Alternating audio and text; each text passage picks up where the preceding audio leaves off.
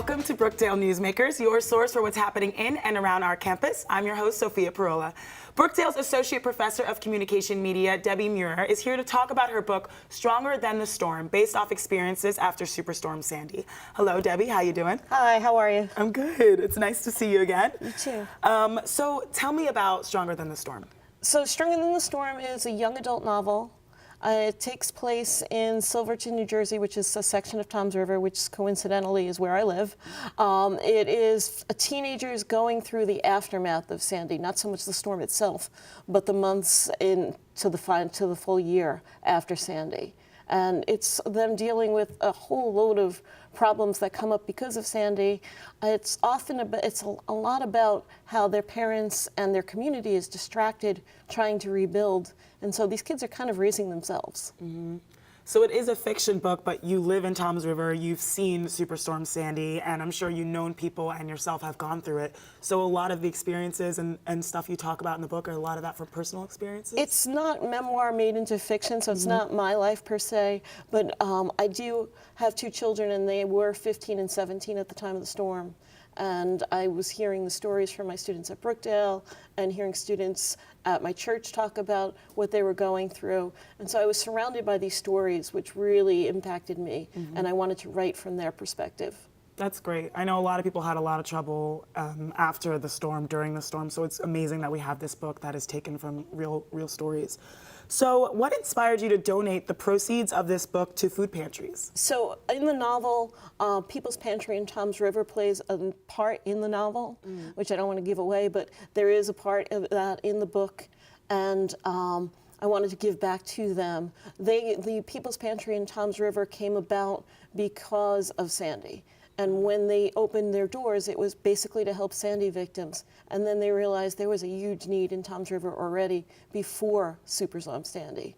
And so it still has its doors open, and it's still serving a large community. So I wanted to give to them. And then there's also Helping Hands here at Brookdale, which is a student pantry so that our students who don't have enough money for lunch or who are struggling can focus on their studies. And that's really important to me. It's a great mission that we have on campus. Wow, that's amazing. So are those so what are the exact food pantries that the proceeds will be donating to? It's the People's Pantry in Toms River and Helping Hands here at Brookdale. Okay, wow. So none of the profits are going to you, they're all going right to them? They're all going to those two organizations. That's amazing. And so that way, every penny that someone spends to buy the book will go to help people in need and people who inspired the novel. So that's useful.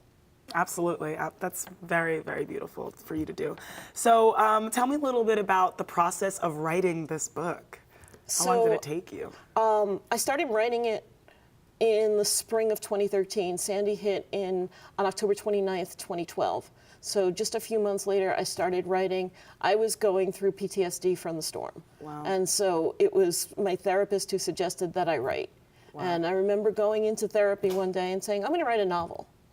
And also worrying very severely that I'm just saying this and it will never happen. Wow. And I continued to write it frequently over the breaks.